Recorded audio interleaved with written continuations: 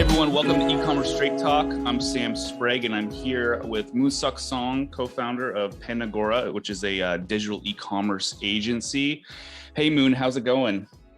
It's good. It's good. It's been very warm here in Sweden, in Stockholm. Yeah. It's interesting with everything that's been going on over the past year and a half to see everything that's been going on in different countries. And obviously, here in the US, we get limited amount of information about what's going on anywhere else. So with Northern Europe, how did you guys fare during the pandemic?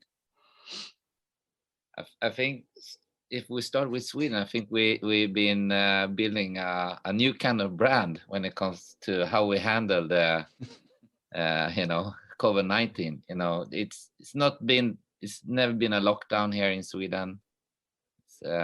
It's been a lot of up to each and everyone to take their own responsibility to stay home or walk out or whatever you want to do. So I think we have taken a lot of heat for that policy, but it's not over yet. And let's see which strategy that has been working, Yeah. Well, I mean, even with the Delta variant, we've had clients who've they've gotten it, right? There's parts of their team have gotten it and they've been out for a week. It's very interesting to see sort of what's going on again with all this. So now Panagora, you guys deal in the e-commerce space like we do, primarily there in Northern Europe. So tell me a little bit more about that. I mean, we started year 2001, so it's been around 20 years now, working as consultants for, B2C e-commerce startups mostly. And we started completely random, spring 2001, around .com crash. So working with e-commerce and try to sell fashion online was maybe categorized as one of the most stupid idea ever.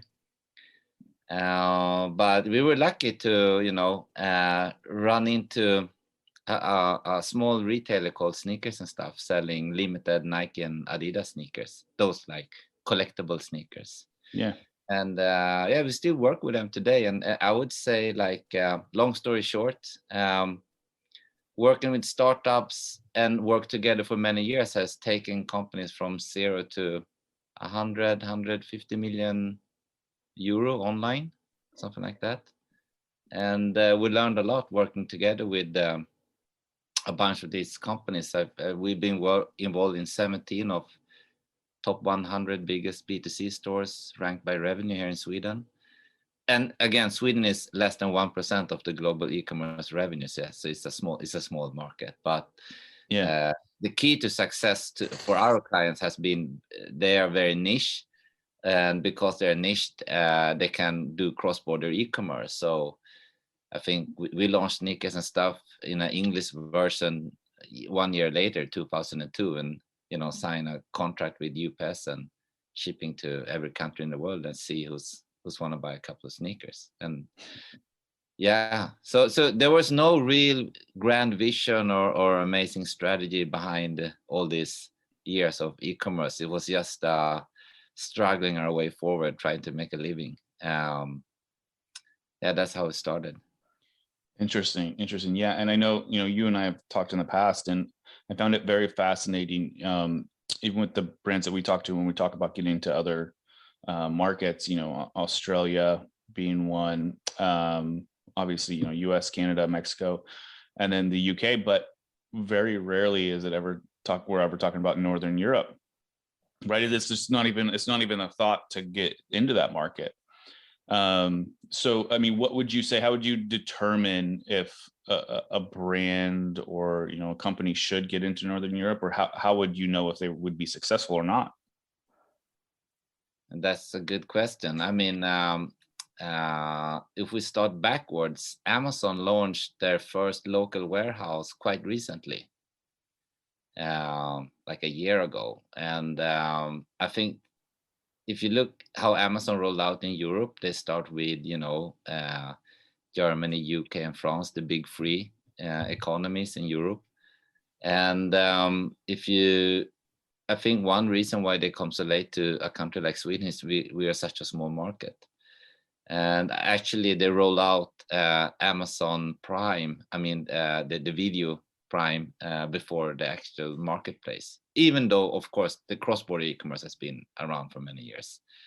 So from a marketing perspective, I would say 2/3 of the digital marketing budget is Facebook and Google. So you can use the same toolbox in Europe, mid-Europe, as in Sweden or in US. But it's a rational consumer in Sweden. I think like price comparison sites has always been around. You know, is a rational consumer. If they can buy a similar product for the best price and the best consumer experience, I think, and if you can offer that, you're all good. I think it's been very hard for companies in Sweden to understand how big cross-border e-commerce truly is in Sweden. We know that the digital transformation in Sweden before Corona was about, let me see if I get this right, 11% of the total retail revenue has been digitalized. That is quite low. I think the global average at that time was about 14%. Yeah. And I think after last year, 2020, we increased the speed and we're around 14%. But then the rest of the world has increased as well. So we're still behind the global average. So I think the vertical that is most mature in Sweden is books. So it's about 50%, equal to toys and that vertical in US, I think. And if you add streaming, it's about 65%. And then it gets rapidly lower. I think like fashion is less than 20%. Let's say interiors is 15%, beauty and cosmetics around there. And food was before Corona 1.8%. So let's say food is the vertical that has grown the fastest in terms of percent. So it's like maybe 4 or 5% right now, but still on very low numbers. And one of the key reasons is that, I mean, in US, you've been used to getting fast delivery quite for a long time. You know, you talk about same day delivery, same hour delivery, but you know, last mile delivery in Sweden is quite new. So one reason that I mean, Amazon and those companies maybe not getting so quickly into a country like Sweden is because our infrastructure from a logistic perspective hasn't been that you know, in the forefront. And yeah, so I mean, we're getting more mature from a logistic perspective, and maybe the timing now for cross-border business to Sweden is getting more relevant. Yeah, but yeah, so if you can find, you know, this vertical or whatever that is relevant for you, and you can find a hole. And to be, from my point of view, if I would like generalize Swedish e-commerce entrepreneurship, I think we have a copy of the American Warby Parker, Allbirds, Kylie Jenner, Glossier, and so on. They're like US has always created a good portion of first wave brands and success stories that inspired entrepreneurs here. And because they are not flying over directly to Sweden as a next tier, giving Swedish entrepreneurs a lot of time to copy them and grow locally. So I think that the big fear Swedish entrepreneurs has is that we have to quickly grow from Sweden cross-border to mid-Europe and other countries before you come to us. And yeah, because you're in many ways, not always, but in many ways, the original comes from the States. Well, and I can tell you from experience working with companies and brands from Eastern Europe and Central Europe, it's tough because we've done that same exact model, right? Where it's just like be fast, spend a lot of money and be fast to break into the market. And sometimes it works and sometimes it just burns and dies out, you know. It's very interesting to see that, you know. It's especially with, you know, and like I was saying, it's just the thought process isn't there to be like, hey, we should look into these other markets to get into. It's just not even a thought. It's like you have a couple of markets that everyone thinks about, and that's it. And I'm curious to get into a little bit more of that too, because I know that you and I spoke about like South Korea and shipping products and moving products through allied nations and those tax incentives. You know, it's is that similar in Sweden as well? Yeah, I mean, basically, the company valuations in Sweden is usually lower than the exact company in US. The macroeconomy is just smaller here in Sweden. So usually we don't have enough, we don't have similar fundings as the US companies get. So they need to find other tricks in the book to grow globally faster. So the wholesale business is still quite big among startups to build brand awareness with global retailers. And because especially in fashion industry, which is still having a huge global obsolete business model with local distributors and agencies as middle hands pushing up the retail price, means that a lot of the global brands in Asia has a higher retail price because of more middle hands. So if a European or an American retailer starts marketing in Asia without any discount, full price, they're usually 30% cheaper. And if you just explain that to the local crowd in Korea, for example, the retailers is usually step one. They're like the first wave that builds brand awareness for a lot of brands and a lot of small Swedish brands. And that increased brand awareness is then, you know, the standard trick in the book that getting search volume in. But because Google has such a small market share of product search in Korea, Naver, which is dominating there, you need to work with them. So it's just a lack of working with that tool, Naver, instead of Google, that is creating missed opportunities. So for the last 4 or 5 years, we've been trying to, you know, fill the gaps there. Same strategy, just different toolbox.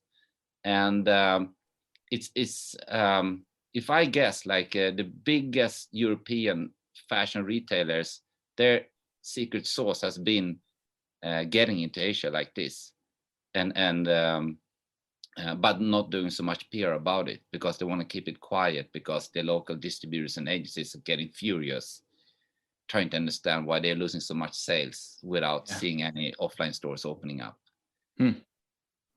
Interesting.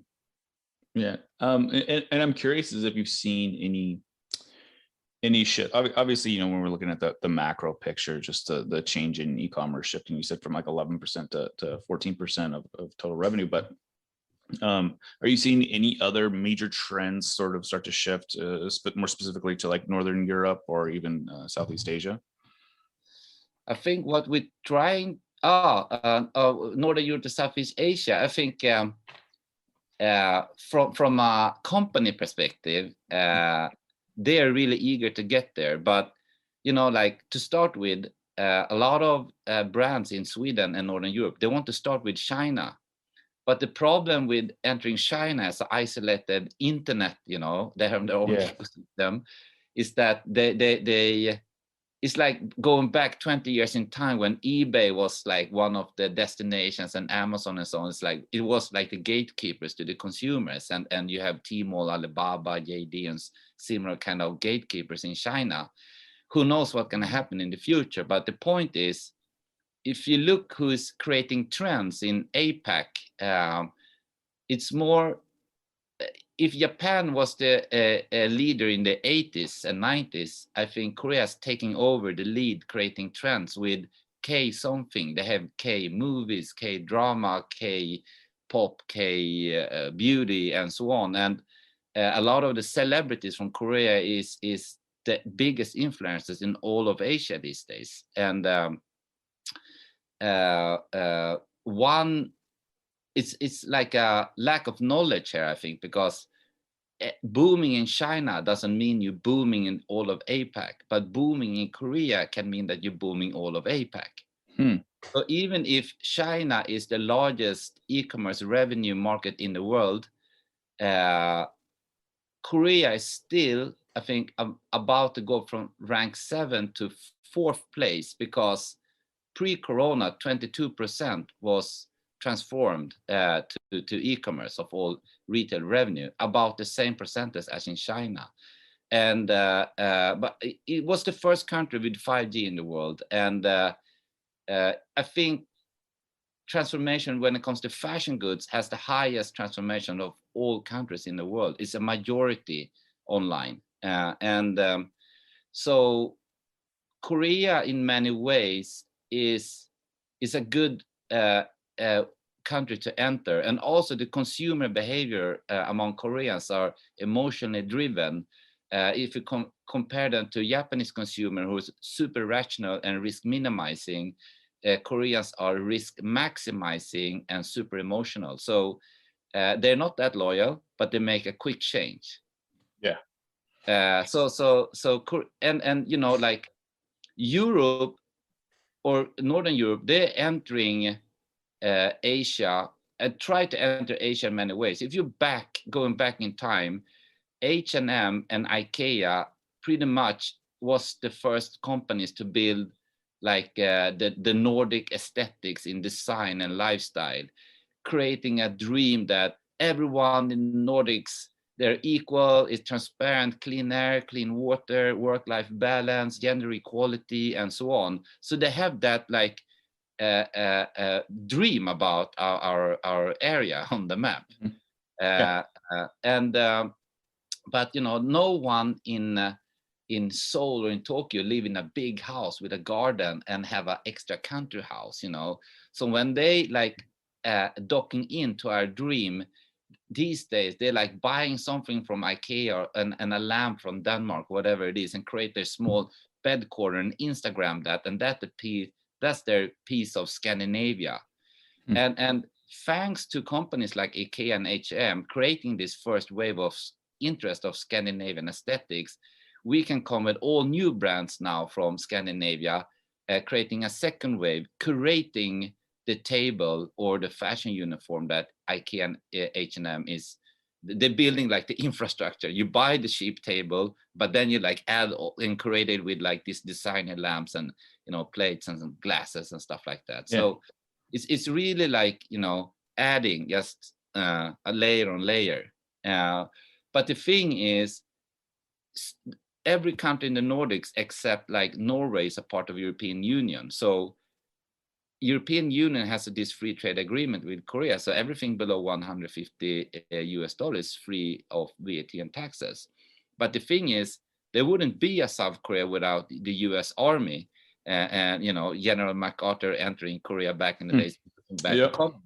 So the diplomatic relationship between US and Korea is super good. You can say that South Korea is like a mini version of US. So the free trade agreement is more generous between US and Korea is $200. So basically, the first thing we do when we audit an e-commerce company doing cross-border from the Nordics to Korea is that try to understand actually how much they ship to US, and then how Koreans are freight forwarding the parcel from New York or LA to Korea, because you save $50 in import tax, and the freight forwarding is usually like less than $10. So that is like data that not everyone is seeing. They see like, oh, we sell so much to US, but then it's Korean or Asians, you know, shipping over. No, absolutely, and especially after, you know, the past 4 or 5 years, you know, with the changes and tariffs and stuff like that, we can see a lot of movement even into, you know, like you're saying, Korea and even Vietnam and just the movement of products. You know, they may not be coming directly from China, but indirectly they are. Would you say, as like, say if you're an American brand and you're looking to get to sort of expand globally, and more specifically to like Asia, would you look at South Korea as a stepping stone? Like, hey, if we can maximize this market, it'll help us break out into the rest of Asia. Oh yes, yes, totally. I mean, like it's one of the fastest countries in all of APAC to respond to new brands and products. And the bonus, if you are a number one hit, you can scale super quick and use that to scale in other Asian markets. Interesting.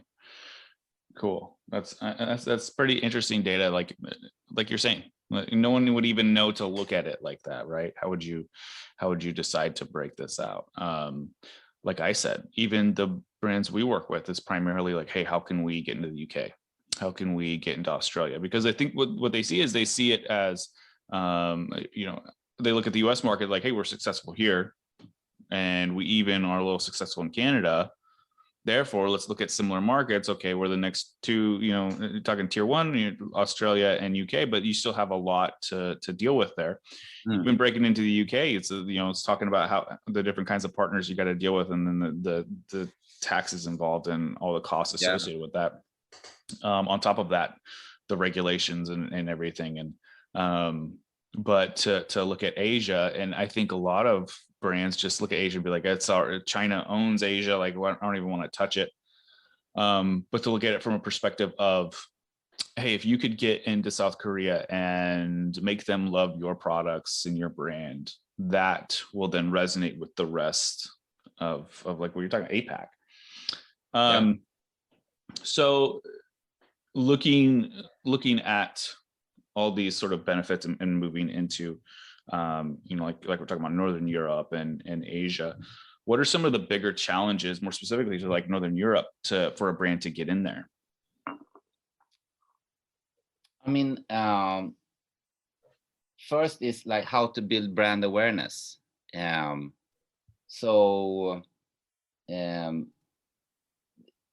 Korea and Japan has been very recognized for being typical license countries. Like a brand license it to a big local company that controls the brand. Even they create their own designs. It's just the same brand name.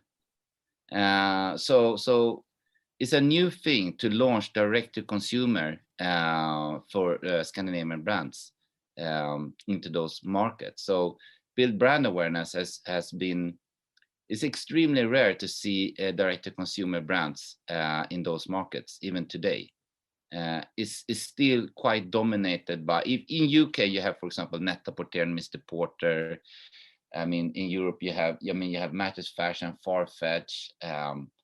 Okay, Essence I think is from Canada, but you have End Clothing for UK. All these big retailers within fashion is usually the ones that build brand awareness. It's not the brand that build brand awareness. So they just like, again, like the second layer.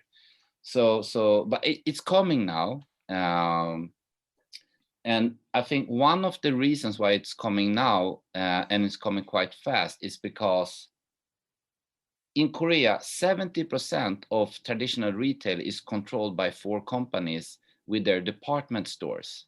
And every time a brand is getting successful in Korea, one of these 4 is going to try to call that brand and get the licensing rights. And in that call, they will promise a flagship store, a certain amount of department store, shopping shops, and a minimum buying. So it's very tempting to sign that contract. Yeah. But after now many years of them being successful of stopping local competition and cross-border by offering those contracts, I think their time and their strategy is now, they're losing the grip. A lot of brands is now feeling like, well, maybe we should cut. It's more like what Nike has done, a lot of other brands want to do now. And like, okay, let's cut you. We minimize amount of middle hands, wholesale accounts, distributor, agencies, licensing. They just take home everything. And I think Korea is one of the markets where you could do it very fast. Koreans was just completely, without hesitating, leave whatever sales channels they've been loyal to, and in a split second change. Yeah. So it's very doable in a market like Korea. maybe less in some other Asian markets because there is higher level of stickiness and loyalty and retention in a consumer behavior. What kinds of brands or products, more like industry specific, fashion, household goods, whatever, are you seeing that are more successful in like Korea right now? Is there like any trends towards specific kinds of products? Korea was in a complete lockdown, so it's interesting to see which verticals that's been affected, but interior has grown a lot. People has more time to spend. They look at their empty walls, they're filling them with something. Fashion for mid-age elderly people has grown, but school has been closed. So if you don't go to school, you have nothing to show off. So the fashion for younger kids is completely dropped. And for beauty, it has worked very well. I don't know, but you still have a cam, you're still in a meeting, you still need to look good. I mean, like the hangout fashion is still there. But yeah, so it's depending on age, I would say, from what we have seen. But it's not over yet, so it's hard to see like the complete effect. Yeah. Looking at that same question, but then looking at Northern Europe and Sweden, what kinds of products do you see like making huge movements or momentum, more specifically like this year, like 2021? I think the biggest change is on a demographic level, and that is the vertical we talked about, the food, because it's like 4 big companies in Sweden that controls the retail business for food. Interesting. And they have been extremely conservative about launching e-commerce because they want to build profitable business. And if you look at Amazon, when they tried to launch food online in the very beginning, they failed because they tried to build central warehouses. And in the second attempt, they acquired, wholesale foods and stuff like that. And they have many last mile delivery warehouses. And I think Sweden, we are in this phase 1. And what happened was that suddenly when Corona hit Sweden, and a lot of elderly people are afraid to go out and do grocery shopping, this demographic group suddenly had to buy online. So it's like really, for the first time, almost regulated in Swedish history to see that a whole new group entering e-commerce. And that matching was not really matching with a really big force conservative attempt, not having a full-blown e-commerce. So the few e-commerce players that were out there, they were like became super busy and grown very fast. Yeah. Yeah. And looking at similarly with 2021 and Northern Europe, and we have these more recent changes, the iOS changes over the past like 3 months. Yeah. With Apple coming out with the iOS 14.5 and now the 14.6. And this app tracking transparency and really cutting off the flow of data, right? Yeah. And it's obviously is not out of the goodness of Apple's heart, right? That's what their marketing team's all about. Like, hey, we're all about privacy. Like, yeah, okay, whatever, bullshit. And then we start seeing now that Apple's starting to feed data back to like Facebook, right? This opt-out data. But we also see increasing CPMs follow that. Have you guys seen any dramatic changes since the changes with iOS?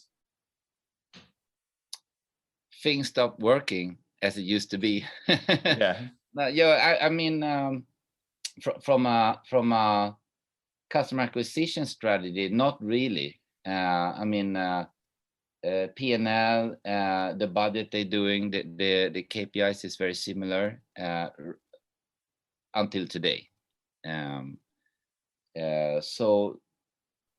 But yeah, no, not really. I mean, it's been a hassle just to understand what's happening and try to maneuver and navigate. But yeah, not really dramatic changes otherwise. Interesting. And now, looking at the reporting and seeing like attribution levels just being completely off across the board, right? These are the changes that we're talking about. It's the mindset or the lens in which we see our numbers. It's not so specific anymore, right? And so we have to kind of look at it as a sort of a more macro lens. But then also looking at this shift to e-commerce, this like you're saying, it was 11% pre-pandemic, it's around 14% now in Sweden. For us, I believe it was around 14 to 16%, and now I don't think they have accurate numbers, but it's somewhere between 25 to 30%. Yeah, right. wow. It grew in the first 8 weeks of the pandemic.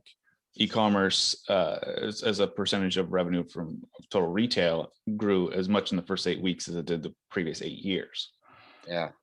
Which is crazy. But what would you say is keeping Sweden from growing more in e-commerce? Is it just consumer behavior, or is it just a lack of brands breaking into Northern Europe?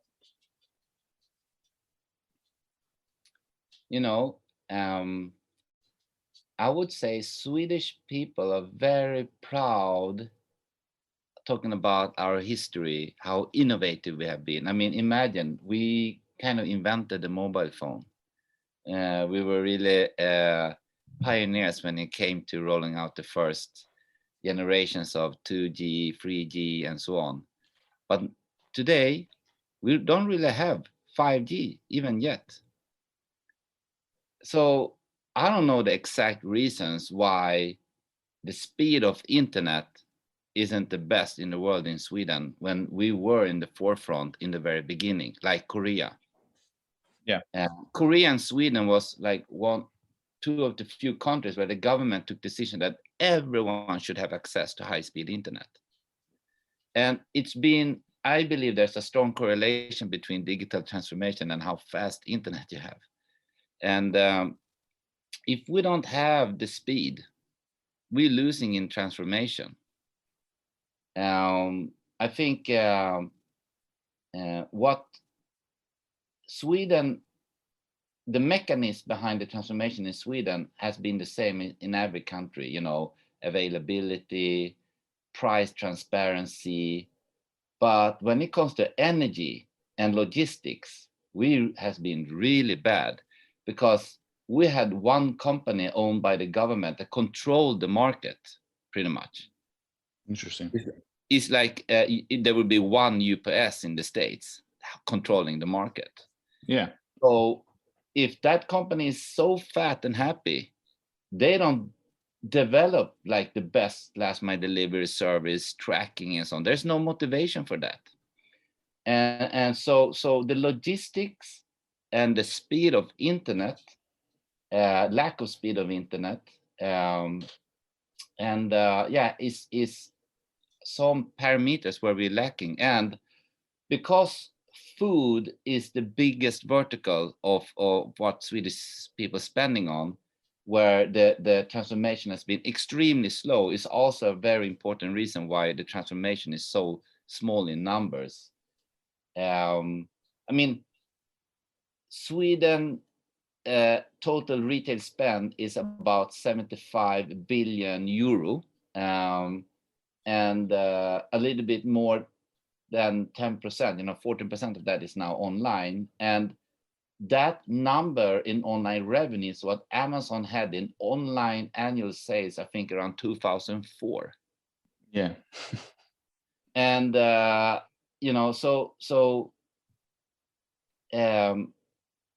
the traditional Swedish retail chains, the Swedish real estate companies are so in love with how they used to grow their business by location, many stores, and so on, that they are the biggest losers of this digital transformation. Look at even H&M, how many stores they're about to close. And they don't even have their online store open in all the markets where they have an offline store. And why? This should be the opposite. The online store should sell everywhere, I guess. And look how the penalty they got on the company valuation being ranked as a retailer instead of an e-commerce business. The valuation just dropped.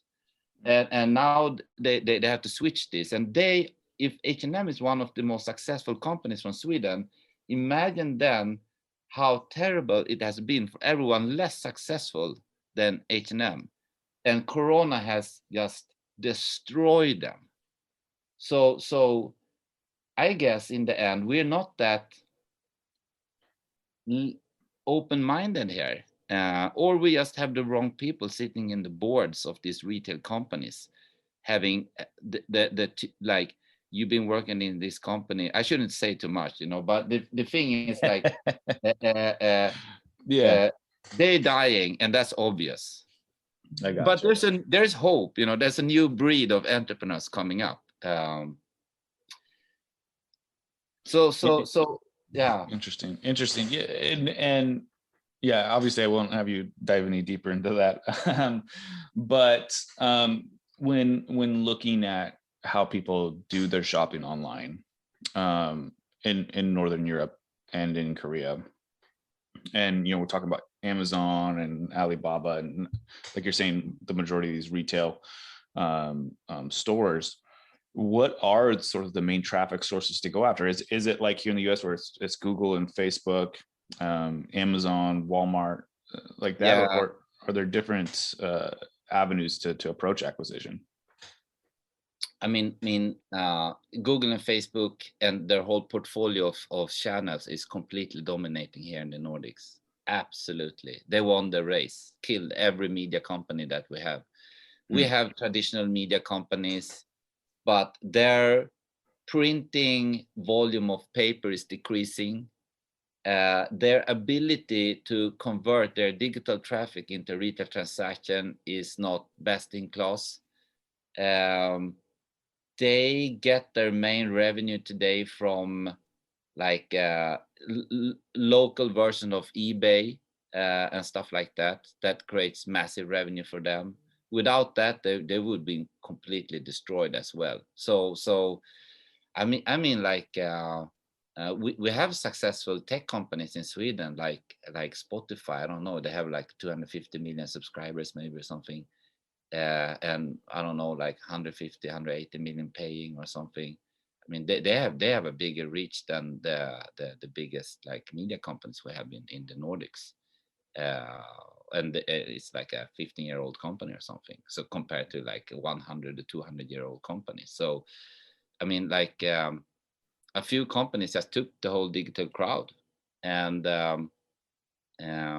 the few media companies that we still have that is reaching 20% of the Swedish population by news and stuff is still struggling how to find an e-commerce business.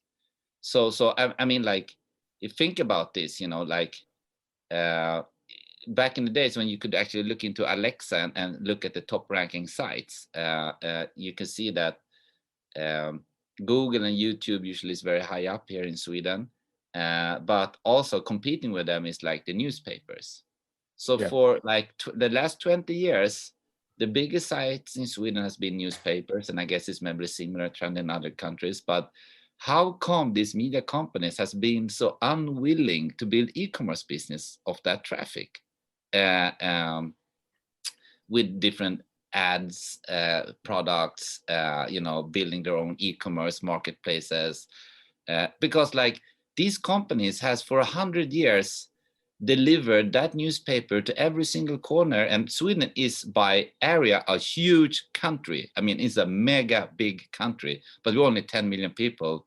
So I don't know why we have a problem finding a way where we should live. Anyway, that's a different topic. But the best logistic business we have is those who's delivering newspapers to every apartment and house. Even a country house in some small island will get their newspaper. They could use that infrastructure to deliver a package of fashion or food or whatever. But of some strange reason, they haven't done it. Like the companies who have the whole ecosystem that everyone dreams about and the marketplace is building by themselves, the media companies in the Nordics had. Now, actually, it is shifting a little bit. Like they in Norway is a company like having 10,000 distribution places for newspaper, where e-commerce companies can leave their parcel and they reverse the whole flow. So they pick up the parcel instead of distribution newspaper, bring it to the central warehouse, and the next day deliver it to the houses. So it's a next day delivery concept, and is one of the most popular shipping methods. But it just started like quite recently. So, but imagine if the newspapers would have pulled this off earlier. So like the pitch to the newspapers has been like, with reaching 20% of the population, why don't you like start your own e-commerce business and then add connect that with your logistic business and kill it, especially during Corona, you know, like you could have delivered, you know, bread, toilet paper, whatever, you know. Yeah. No, but, absolutely. And like look at Sweden. Another thing that is, I think, unique. I think we have the highest penetration of Apple products per capita in the world. I think like we're the most loyal country in the world to Apple. It's like 70% of Swedish people has like an iPhone or something like that. Wow. It's completely dominating. But listen to this. Why doesn't we, if we buy the everything except the smart speaker? Like, why do Swedish people really believe that having an iPhone by your bed isn't listening to you? Do we have like integrity problem with a smart speaker? I don't know. It's like an instant block. Smart speakers has zero penetration in this country, just a small bit, and that was the second, like if you talk with every journalist in this big media thing, you know, they record like this. They do audio. Yeah. So why they take that audio and typewrite that to a text instead of distribute a smart speaker by themselves with all the news? Because Swedish people actually trust the brands from the media companies. They listen to the news, they read the news. They would maybe accept that speaker in their home because they're skeptical to that Apple, Amazon speaker listening and so on. But they can sleep with their phone, of course, because that's not the same thing. Like, so that was like, that's another pitch. Like, hey, you can do something here, and you have the crazy archive of stories, you know, people want to listen to. But then again, Spotify's getting podcast, running faster, winning more crowd. I don't know, but I think these kind of discussions is all about a part of the answering on your question, why Swedish digital transformation is so low, because all the big companies isn't there. Mm-hmm. Yeah. It's just startups. Like, yes, we do King with Candy Crush, and we have Klarna as a payment method, and we have really a lot of good examples of startups here, but they're not on a macro level or of our economy. And similarly, you know, we jump around here back to Korea. You were talking about neighborhood, right? As like you need to get into neighborhood in order to really take over and scale in Korea. Can you tell us a little bit more about that? Oh yeah, neighbor. Neighbor. Excuse me. Yeah, I was thinking of. No. I think there's something else called neighborhood, but yeah, neighbor. No, I think like I think neighbor has about, it's like a traditional internet portal where you can have you have search, you have news, you have blogs, you have your email there, you have your neighbor account, so you can do product search, so you can pay for it in the site and everything. It's like complete portal ecosystem. Imagine MSN, Yahoo portals back in the days. It's still super alive and kicking. I think they have about 80% of the market share in searches. It's pretty much you wake up and you look at neighbor and you read the news. It's like that's the consumer behavior. And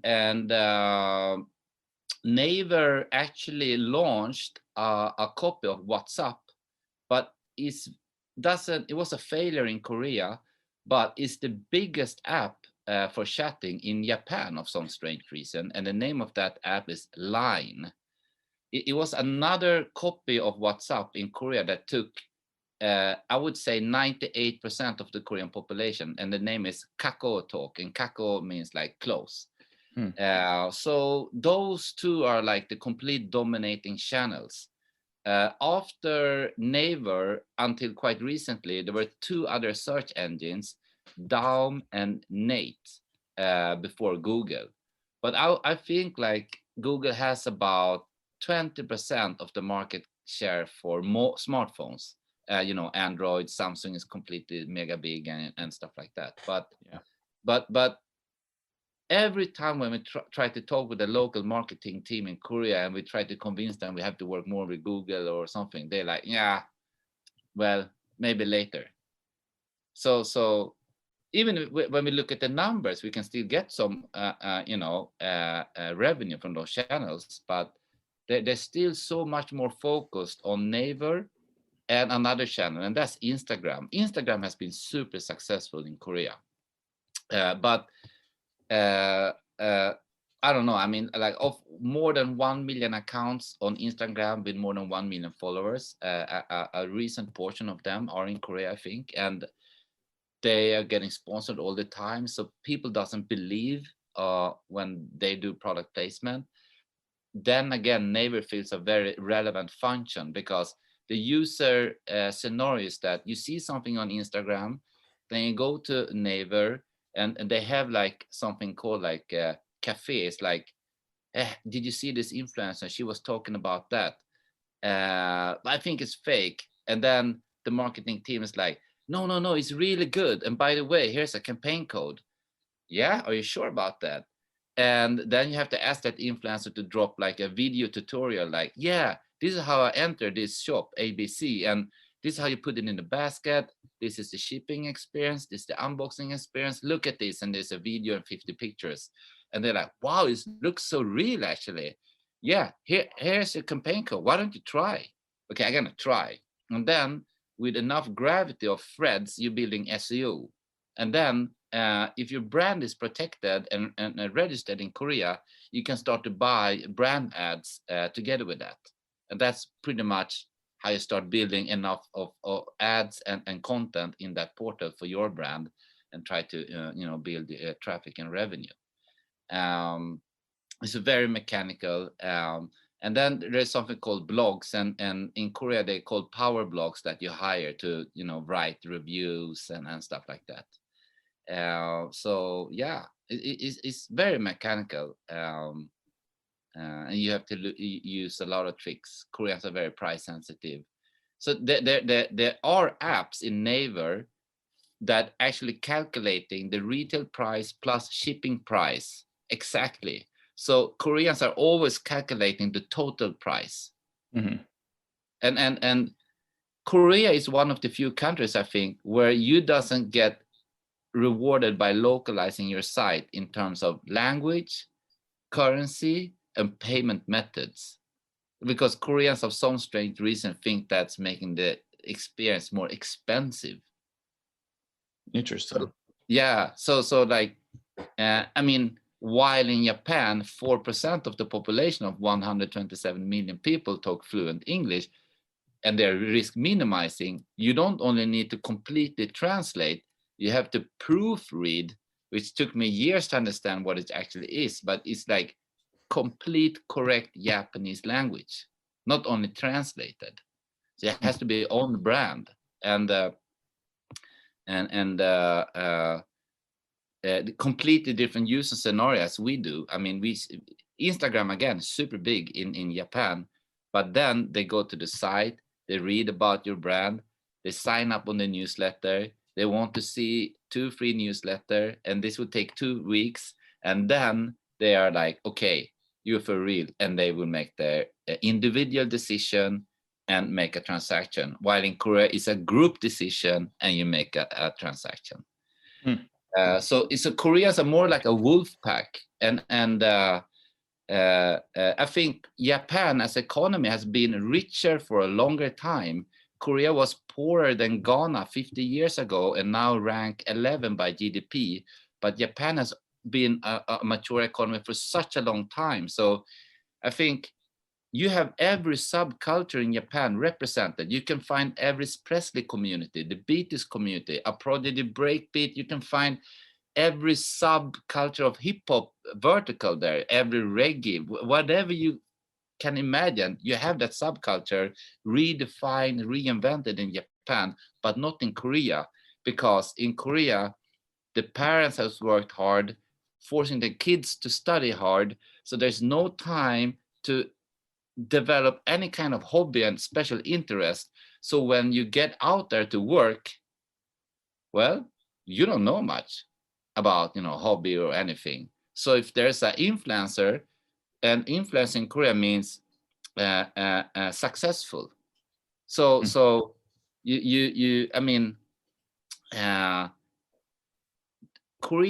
Koreans drink most alcohol in volume per capita in the world.